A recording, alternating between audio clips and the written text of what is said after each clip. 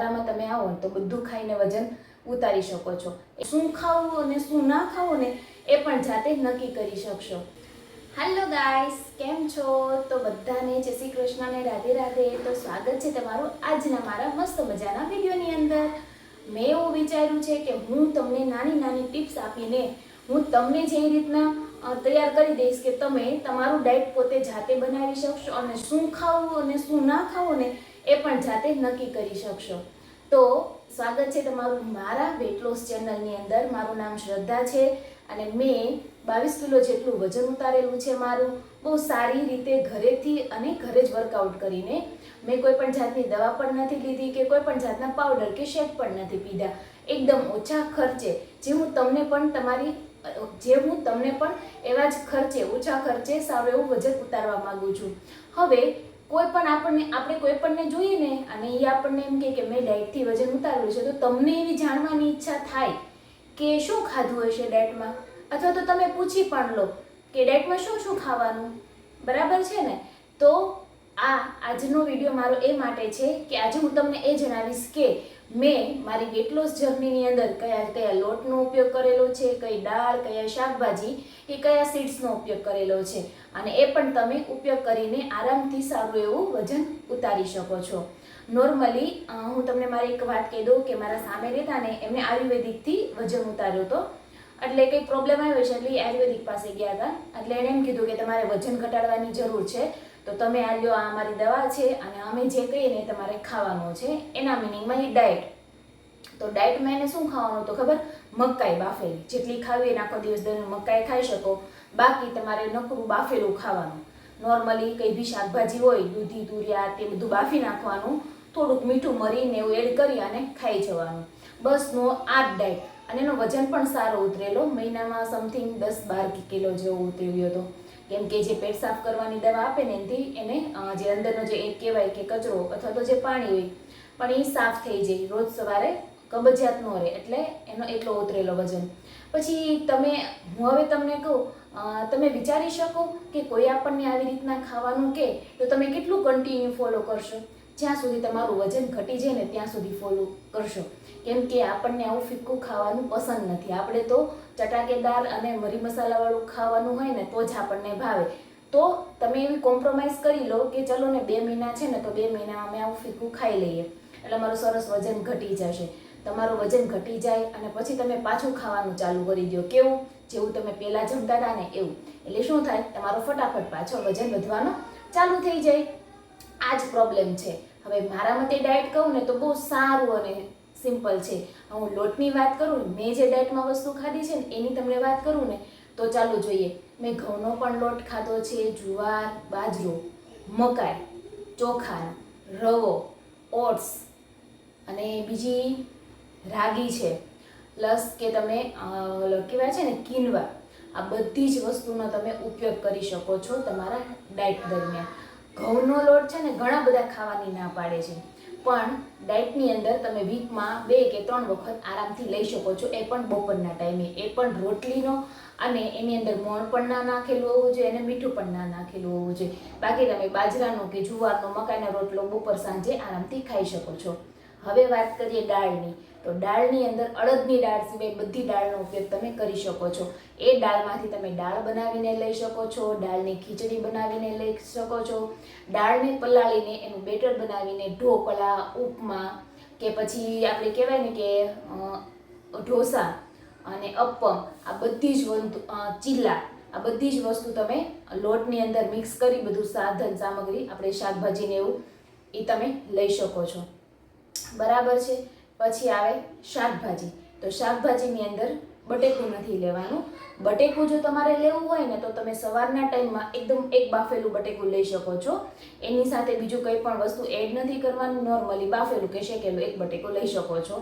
બાકી કોઈ બી શાકભાજીમાં પણ ના હોવું જોઈએ કે કોઈ પણ દાળ કે વસ્તુ હોય એમાં ના હોવું જોઈએ જ્યારે તમે વજન ઘટાડતા હોય ને ત્યારે. બરાબર છે? શાકભાજીની અંદર છે ને બધા શાકભાજી તમે લઈ શકો છો, પણ ઓછા તેલમાં બનાવેલા હોય ને એ. સેવ ટમેટાનું શાક નથી લેવાનું, એવા શાક નથી લેવાના. હા, તમે ટમેટાનું શાક લઈ શકો છો એકદમ ઓછા તેલની અંદર બનાવેલું હોય ને તો. બરોબર? હવે આવે છે સીડ્સ. તો તો સીડ્સની અંદર છે ને મેં જે ખાધા હોય ને સીડ્સ એની વાત કરું છું. તો મેં પમ્પકિન સીડ્સ ખાધા છે, ચિયા સીડ્સ ખાધા છે, અળસીના બીજ છે, તલ છે, અને બધી જ વસ્તુ મેં છે ને લીધું છે. ડ્રાયફ્રૂટની વાત કરું ને તો ડ્રાયફ્રૂટની અંદર ખજૂર અને બદામ એનો ઉપયોગ કરેલો છે. વજન ઉતારવા દરમિયાન મેં ખજૂર 2 પેશી અને બદામ 5 દાણા દિવસ દરમિયાન એટલા લેવાના છે. બાકી ચિયા સીડ્સ, પમ્પકિન સીડ્સ એ તમે દિવસ દરમિયાન 1 ચમચીનો ઉપયોગ કરી શકો છો આરામથી. હવે આવી ગઈ પાવડરની. અમુક કેવું થાય ખબર, કબજિયાત રહેતો હોય ને તો તમને ડૉક્ટર આયુર્વેદિક પાવડરની સજેશન કરશે. મેં પણ લીધો હતો. નોર્મલી જ્યારે નવું ડાયટ ચાલુ કરીને ત્યારે થોડીક એવી આપણને પ્રોબ્લેમ આવે, કેમ કે આપણું શરીર એ પ્રમાણે ટેવાયેલું ન હોય, એને રેગ્યુલર થતાં થોડીક વાર લાગે ને એટલા માટે. તો એના માટે મેં છે ને ઝંડુ હરડે પાવડર આવે ને એનો ઉપયોગ કરેલો હતો. બહુ બેસ્ટ રિઝલ્ટ છે એનું, અને એકદમ કહેવાય ને એનો સ્વાદ તુરોય નથી ને કે ખાટો કે તીખો કે ને કડવો એવો નથી. નોર્મલી જે આપણે એવું ખાતા હોય કે ફાંકી પીતા હોય, નોર્મલી આપણે એમ કહેવાય ને આંબીલો ખાધું છે ક્યારે, આંબીલો ખાતા હોય ને જેવો ટેસ્ટ એવો આવે ને એવો એનો ટેસ્ટ આવે છે. તો બસ ઓકે. બીજો કોઈ મેં પાવડર છે ને ઉપયોગ નથી કર્યો, કે કોઈ પણ જાતની દવા પણ ઉપયોગ મેં નથી કરી, કે એનર્જી માટે, કે શરીરમાં નબળાઈ છે, કે કદાચ કબજિયાત રહે છે, કોઈ બી જાતનો બીજો કોઈ વસ્તુનો ઉપયોગ નથી કર્યો. આ મારું લિસ્ટ હતું કે જેની અંદર મેં બધી જ વસ્તુનો ઉપયોગ કર્યો છે. અને હકીકતમાં કહીએ ને તો આને કહેવાય ખાતા પીતા. આમાં તમને શું થશે ખબર, આમાં તમારે બધું જ ખાવાનું છે એવું તો તમને અનુભવ થયો, પણ એના માટે તમારે થોડીક રસોઈની રીત બદલવાની છે. તમારે કોઈ બી વસ્તુ તમને ખાવાની ઈચ્છા થાય તો એ તમે કઈ રીતના બનાવી શકો છો હેલ્ધી વર્ઝનમાં, એ તમારે વિચારવાનું છે. અને અત્યારે આપણા ઇન્ટરનેટ પર એટલી બધી રેસીપી ઉપલબ્ધ છે જે તમને મળી જાય કે તમારે કંઈ ખાવાની ઈચ્છા થાય તો તમે તરત એને ખાઈ શકો છો. અને હા, એક વાત તો કહેવાની રહી ગઈ, ચીઝ અને પનીરનો ઉપયોગ પણ તમે આરામથી આની અંદર ડાયટની અંદર કરી શકો છો. તો આ બધી વસ્તુને મળાવીને તમે એકદમ એટલું સરસ હેલ્ધી અને ટેસ્ટી જમવાનું બનાવી શકો છો. ફક્ત તમારે જરૂર છે તો ટાઈમની.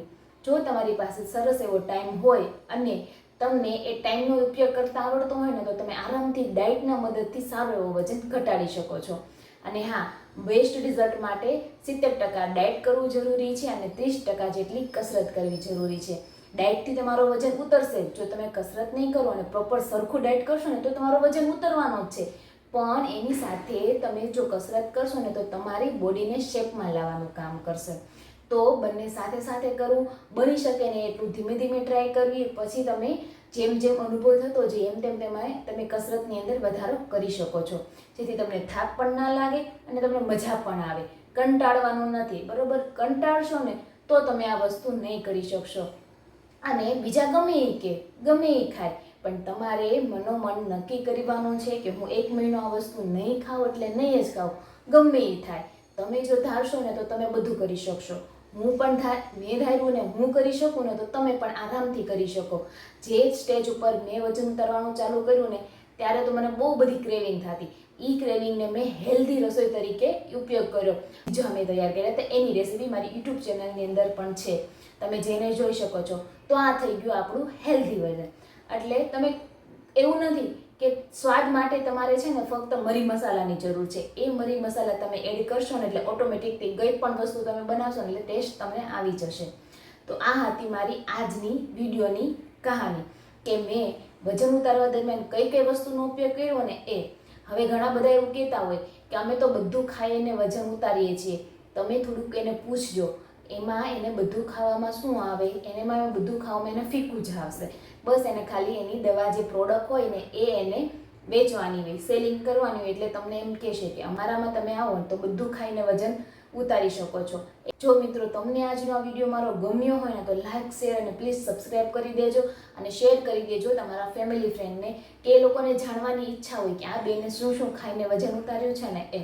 તો ચાલો મળીશું હવે નવા વિડીયોમાં. અને તમે કયા ટોપિક ઉપર વિડીયો ઈચ્છો છો ને, કે તમારા અંદર કયો પ્રશ્ન છે, કે તમને કયો પ્રશ્ન મૂંઝવે છે એ ડાયટ માટે, તો એ તમે મને પૂછી શકો છો. એ હું મારા અનુભવ પ્રમાણે તમારી સાથે જરૂરથી શેર કરીશ. મળીશું નવા વિડીયોમાં. તો બધાને જય શ્રી કૃષ્ણ અને રાધે રાધે.